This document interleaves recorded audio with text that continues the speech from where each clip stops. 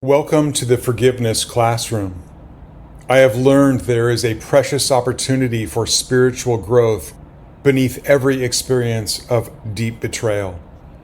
Please join me as I learn to transform betrayal and family cruelty into something unexpected, a deeper capacity to love, not by forgetting what happened, but by refusing to let those who hurt me define who I am. These stories mirror my own experiences. They are stories where family, the very people who should wrap their arms around us, instead circle like vultures, waiting for the fall.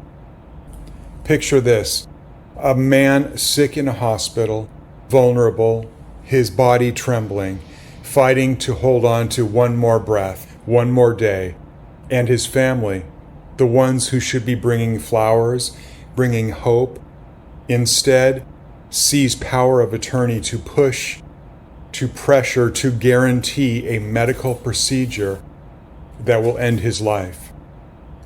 After the nurses and others leave the room, his doctor looks at him, looks at his girlfriend, and speaks words that have never before left his lips.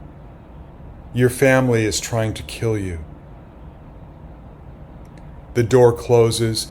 The doctor's footsteps fade down the hallway, and the two of them sit there holding their breath, drowning in stunned silence. And then in a voice barely above a whisper, he begs, "Don't tell anyone." This is the nightmare. This is the double bind. He knows with every fiber of his being, they don't want his love. They want his home. They want to spend his savings. They want to break his spirit and extinguish him.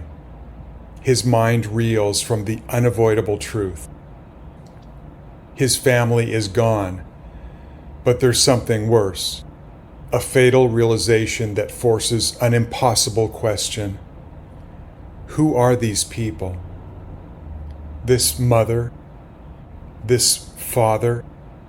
Was any of it real, or was he dreaming? Every memory false, scripted, not real. The birthday parties, the holiday dinners, the photographs smiling down from the wall, all of it a performance, a lie, a carefully constructed illusion. And now he has to live inside the shattering revelation that the story he told himself about where he came from, about who loved him, was fiction. But he would rather die in silence than bear the weight of that truth. This is the prison where the lock and the key are both made of shame. Shame keeps his family from revealing the truth of the abuse. Shame and the public family love script seals the man's lips. Because if the world knew, after years of subtle abuse, erosion so slow you don't see it happening, his self-esteem has been ground down to dust, to nothing. And now the moment of truth arrives. The family shows their cards by signing papers, by recommending an almost certainly fatal medical operation guaranteeing his demise. This is what familial shame is capable of. A man, eyes wide open, walking toward a grave that his family not only dug, but celebrated. At the grave's edge, he takes the first step downward as he sees his happy family urging him on. His little brother, whom he had co-parented through crisis after crisis, who he had talked off the ledge so many times, his happy voice now says, "You could have lived in Section 8, because life isn't happening to you, it's happening for you." "This is best for everyone," his father adds with the satisfaction of a man solving a problem. He breathes in the cold, earthy smell of the grave waiting below. And above him, his mother's voice rings out syrupy and bright, We love you so much. This ritual of sacrifice keeps the family secret safe, sparing him of one final humiliation, admitting that his own family discarded him. That is the nightmarish double bind. That is the unsurvivable power of familial shame. We should fight. We should scream. We should run for our lives, but we don't. We stand frozen, mesmerized by the ones who poison us while promising they love us most of all. We would rather be erased than let the world know how our family treats us. Our only prayer, our only desperate hope is that no one ever discovers the unbearable truth that the people who were supposed to love us chose cruelty instead. That they chose lies and cruelty over love and support. Why? Why do we protect them, even as they destroy us? Because we are ashamed of who we are. Because we were taught in 1,000 silent ways that we do not deserve love. Because somewhere deep inside, we carry a kind of guilt just for being alive. See, most of us grow up with an invisible punch card hidden inside our chest, something that can only be stamped by mom, by dad, by brothers and sisters. And part of our brain, no matter how old we get, just keeps waiting. Tell me I'm lovable. Tell me I matter. Show me that I belong here. If those stamps never come, if that card stays blank, we spend our whole adult lives chasing love with the wrong map, running in circles, trying to earn what should have been freely given, what should have been our birthright. And that's why family betrayal cuts the deepest. It's not the abuse itself.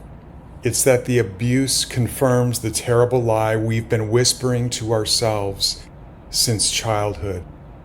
Maybe I don't deserve love. Maybe I don't deserve a good life. Maybe I don't deserve a safe place in this world. This is where the forgiveness classroom becomes advanced. This is PhD level soul work. When you discover beyond denial, beyond hope, beyond bargaining, that your family doesn't care if you live or die, that's not an ordinary wound. That's the deepest cut a human heart can endure. And sometimes it's unanimous. Sometimes every single member of the family turns their back at the same time. And to twist the blade even deeper, while you're being abandoned, neglected, betrayed, someone else in the family is being showered with love, with care, with protection. You watch it happen. You live the contrast in real time. This compounds the trauma, making the betrayal feel unsurvivable. It whispers, it's not that they can't love, it's that they won't love you. Then in some stories, it goes even further. The betrayal doesn't come with words or silence or neglect. It comes with legal documents. It comes with seizure of a home and the theft of a retirement you spent decades building. The stripping away of everything you worked for, everything you believed was yours. That's not family drama. That's not a misunderstanding. That's a living, breathing horror story. And here's the truth that changes everything. Every moment in the forgiveness classroom contains a choice.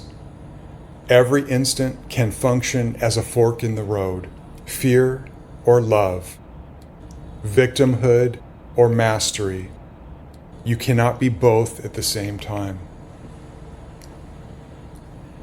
So if you are here right now, sorting through codependence, triangulation, enmeshment, if you're unraveling financial exploitation, elder abuse, narcissistic family dynamics, then understand this. You are not a beginner. You are not here for kindergarten level lessons. You didn't sign up for the easy class. You are here for the master class. You are here because your soul was strong enough, brave enough, to choose the advanced forgiveness curriculum. And that means something powerful. If you can forgive at this level, if you can claim your lovableness in the face of unanimous family betrayal, if you can stand in your worth when everyone who shares your blood says you have none, then you become unshakable. You walk in the footsteps of the masters. You become a force of healing in the world, a light that no abuse, no theft, and no betrayal can ever extinguish. Because at the end of the day, you and I are not defined by the family who abandoned us. We are not defined by the ones who turned away. We are defined by the love we choose right here, right now. And the truth is, no matter what they did, no matter what they said, no matter how many times they made you feel small, you're lovable. You always were, and you always will be. Thank you for joining me in the forgiveness classroom. Betrayal can leave us feeling profoundly isolated. Yet, I want you to know you are not alone. You've walked through similar experiences, betrayal, narcissistic family dysfunction, or elder abuse. I warmly welcome you to share your story here. The more we bring these stories into the light, the more we awaken our capacity for healing, forgiveness, and love. Thank you for choosing to live your entire life inside the forgiveness classroom. Please like and share this video.